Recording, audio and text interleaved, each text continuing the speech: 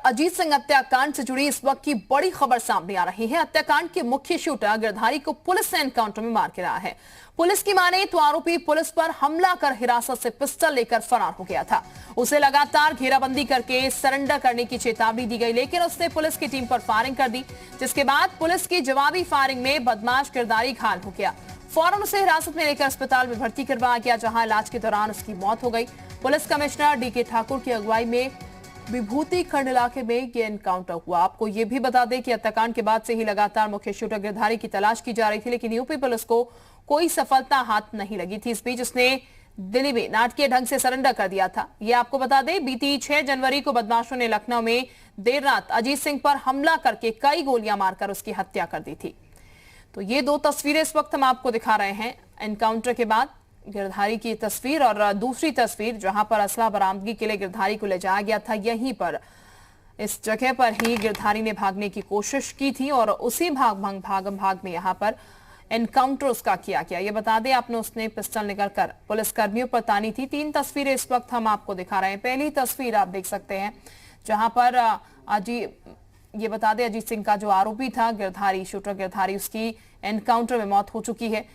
दूसरी तस्वीर जो आप देख रहे हैं, यहीं पर एनकाउंटर किया गया, यही वो क्राइम लोकेशन थी जहां पर ये पूरा घटनाक्रम हुआ। और तीसरी तस्वीर अजीत सिंह की, जिनका मर्डर हुआ 6 जनवरी को। मुख्य आरोपी था गिरधारी, काफी समय से इसकी तलाश चल रही थी, इसके ऊपर इनाम भी घोषित कर दिया गया था, लेकिन पुलिस को लगातार चकमा इसकी तरफ से दिया जा रहा था। उसके बाद नाटकीय तरीके से काफी दिल्ली में उसने सरेंडर किया था। अब जब पुलिस पूछताछ के लिए उसे असलों की बरामदगी के लिए लेकर गई, तब उसने भागने की कोशिश की और उसी भागम-भाग में उसकी जान गई। मऊ के हिस्ट्री शीटर अजीत सिंह की हत्या का आरोपी गिरधारी पुलिस मुठभेड़ में मार गिराया गया है।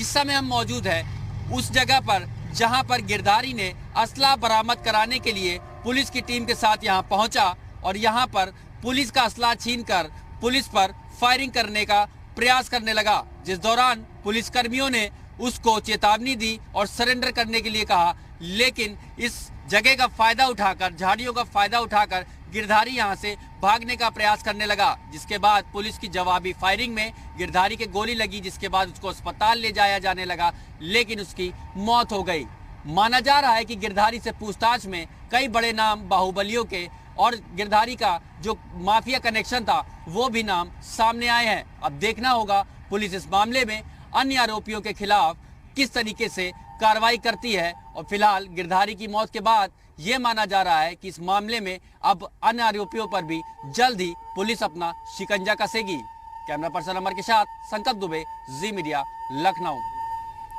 संकल्प इस वक्त हमारे साथ ज्यादा जानकारी के साथ जुड़े, उनके पास लौटेंगे, लेकिन फिलहाल पहले 3 तस्वीरें आप देखिए और 3 तस्वीरों में ये आप देख पाएंगे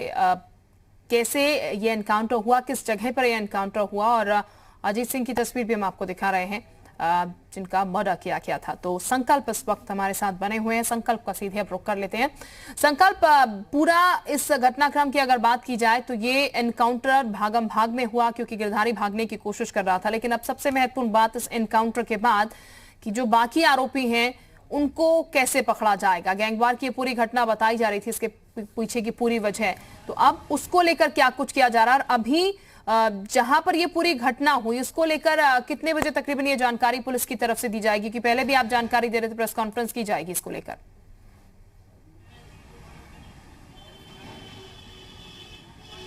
देखिए, बिल्कुल इस पूरे मामले को लेकर के ये माना जा रहा है कि आज पुलिस के अधिकारी एक प्रेस कॉन्फ्रेंस 12 बजे के आसपास कर सकते हैं, जिसमें इसकी पूरी विस्तार से पूरे घटनाक्रम की जानकारी दी जाएगी। लेकिन आपको बताऊं कि जिस तरीके से गिरधारी की अगर बात करी जाए तो पूर्व में भी उसके बनारस में अगर नीतीश हत्याकांड की बात करी जाए या जो अन्य जितनी भी घटनाएं थी जिसमें वो वांछित चल रहा था, कई मुकदमे चूंकि उसके ऊपर चल रहे थे और एक बड़ा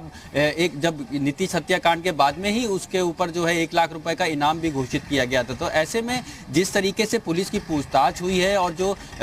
ये बताया जा रहा है कि बनारस पुलिस के अधिकारियों ने भी अजीत से पूछताछ करी है जब गिरधारी से, तो कई ऐसे सुराग मिले हैं, कई ऐसे लोगों के नाम मिले हैं, कई ऐसे बड़े कनेक्शंस उनके सामने आए हैं जिनसे कि अब ये माना जा रहा है कि पुलिस अब उनको जो है मॉनिटर करेगी, ट्रैक आउट करेगी और वो कहाँ पे हैं, किन ठिकानों में और किन किन कामों में उनकी संलिप्तता है। चूंकि एक बड़ा गिरोह था,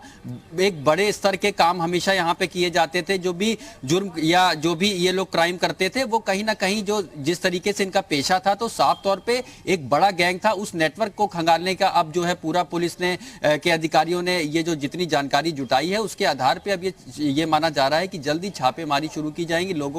कई लोगों को हिरासत में लिया जा सकता है। क्योंकि आज जिस तरीके से बात करें, ये घटनाक्रम हुआ कि वहां पे पुलिस की टीम जो है असलहा बरामद करवाने के लिए गिरधारी को लेकर पहुंची थी, जहां पे उसने वहां पे फायदा उठाते हुए भागने का प्रयास किया। लेकिन ये माना जा रहा है कि चाहे बनारस पुलिस हो या लखनऊ पुलिस हो, अब दोनों जो जिलों की पुलिस है उनको एक अहम कई ऐसे सबूत अब सामने आ चुके हैं, जानकारियां अहम मिल चुकी हैं कि जिसके आधार पे अब इनका जो सिंडिकेट था और जो इसमें कनेक्शंस थे, चाहे वो बात की जाए बड़े बाहुबलियों के कनेक्शंस या फिर ऐसे लोग जो जेल में बैठ करके अपने इशारों पर बड़े बड़े क्राइम को जो है वो अंजाम दिलवा रहे हैं ऐसे शूटर्स के मार्फत से। तो अब ऐसे में ये माना जा रहा है कि गिरधारी के द्वारा दी गई जो जानकारी है उसके आधार पे अब पुलिस जो है आगे का डेवलपमेंट करेगी और इससे जुड़े सभी कनेक्शंस जो हैं उसका पर्दाफाश जल्दी हो सकता है। हालांकि ये जो पूरी घटना है करीब 3 बजे की थी, जिसमें कि बताया जा रहा है कि सारा अस्पताल से लगभग 100 मीटर की दूरी पर हमने वो तस्वीरें भी दिखाई कि किस तरीके से वहां पे झाड़ियों का और जो वहां का इलाका था, चूंकि रेलवे लाइन है, वहां से गाड़ी इधर से जो पुलिस की जीप है वो उस तरफ नहीं जा सकती है। तो उसने पूरा एक जो है वहां पे जो सीन बनाया वो साफ तौर पे पुलिस के अधिकारियों का कहना है कि कहीं ना कहीं गिरधारी के मन में पहले से ही एक भागने का प्रयास चल रहा था, जिसके तहत उसने असलहा बरामद करने की कराने की बात कही और वहां पे पुलिस टीम उसको लेके पहुंची थी। लेकिन ये जो पूरा मामला है उसके बाद में ये माना जा रहा है कि अब उन लोगों पर शिकंजा कसा जाएगा जिनके की इस पूछताछ में, चूंकि रिमांड पे जब कई ऐसी पूछताछ में अहम बातें सामने आई हैं, वो जानकारियां सामने आई हैं, वो मोबाइल नंबर सामने आए हैं जिनके संपर्क में रह करके एक नेटवर्क ये पूरा चलाया जा रहा था और इसमें कहीं ना कहीं अब उन लोगों के साफ तौर पे नाम सामने आ सकते हैं जो कि इस पूरे नेटवर्क का संचालन कर रहे हैं, जो कि इनके बाहुबली बड़े स्तर पे जो कहा जा सकता है कि वापस मैं आपके पास लौटूंगी संकल्प, जानकारी और लेंगे आपसे। लेकिन इस वक्त दर्शकों को ये सुना देते हैं कि इस एनकाउंटर को लेकर ज्वाइंट पुलिस कमिश्नर ने क्या कुछ कहा है। गिरधारी विश्वकर्मा उर्फ डॉक्टर को बाउमीद हत्या में प्रयुक्त असला बरामदगी हेतु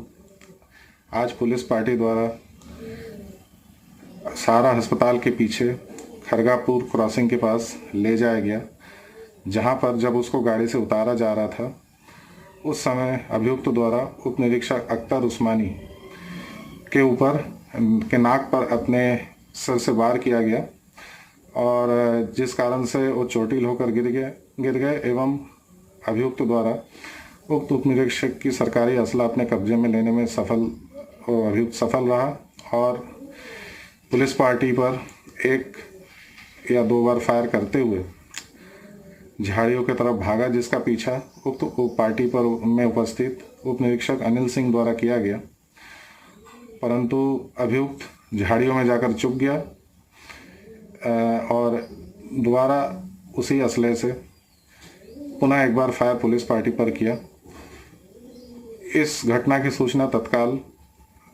112 पर दी गई, जिसकी सूचना पाकर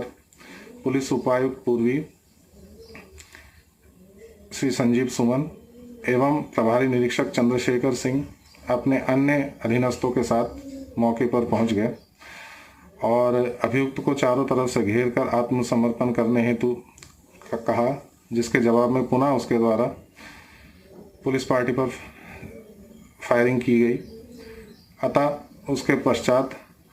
पुलिस पार्टी द्वारा भी जवाबी कार्रवाई करते हुए उस पर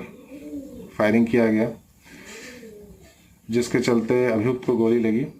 और वे वहीं पर गिर गया। समस्त एहतियात बरतते हुए पुलिस पार्टी द्वारा उसके पास पहुंचकर देखा गया कि अभियुक्त अभी जीवित है, तो तत्काल उसे राम मनोहर लोहिया के ट्रॉमा सेंटर पर पहुंचाया गया, जहां पर दौरान इलाज उसकी मृत्यु हो गई। इस घटना में उप निरीक्षक अख्तर उस्मानी नाक पर चोटिल हुए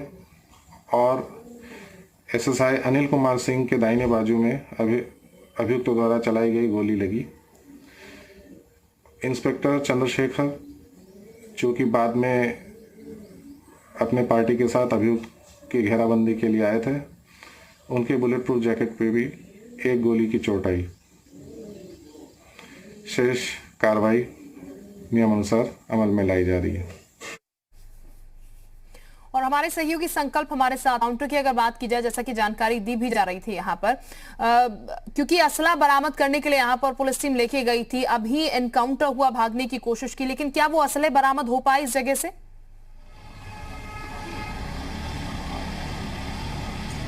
देखिए, इस पूरे मामले को लेकर के पुलिस के अधिकारियों का कहना है कि जो ये पूरा घटनाक्रम रहा है इसको लेकर के एक प्रेस कॉन्फ्रेंस की जाएगी जिसमें विस्तार से पूरी जानकारी दी जाएगी। लेकिन उनका कहना है कि पहली प्राथमिकता ये थी कि वहाँ पे मौके पर गिरधारी किसी भी तरीके से फरार होने में सफल ना हो पाए। इस मार्फत ही अन्य थानों की फोर्स को भी एहतियातन बुला लिया गया था। लेकिन गिरधारी की तरफ से जिस तरीके से बताया जा रहा है कि सरकारी असलहा जो है वो लेने छीनने में सफल रहा और फिर उसने फायरिंग शुरू करी, तो ऐसे में उनका कहना है कि पहली प्रायोरिटी थी कि जिस तरीके से वहां पे पुलिस टीम वहां पे जो पुलिसकर्मी थे उनकी वो सुरक्षित रहे। और सबसे बड़ी बात है कि गिरधारी वहां से जो जिस मंसूबे से वहां पे पहुंचा था, उनका कहना है कि वो अपने मंसूबे में नाकामयाब हो पाए। ऐसे में फिलहाल ये माना जा रहा है, सूत्रों के हवाले से जानकारी जो आ रही है कि फिलहाल असलहा बरामद होने की कोई अभी ऐसी ऑफिशियल पुष्टि भी नहीं की गई है, ना ही अभी ऐसी कोई जानकारी सामने आ रही। लेकिन पुलिस के अधिकारियों का कहना है कि असलहा बरामद करने के लिए ही वहां पे जो है पुलिस टीम गिरधारी को लेकर के पहुंची थी।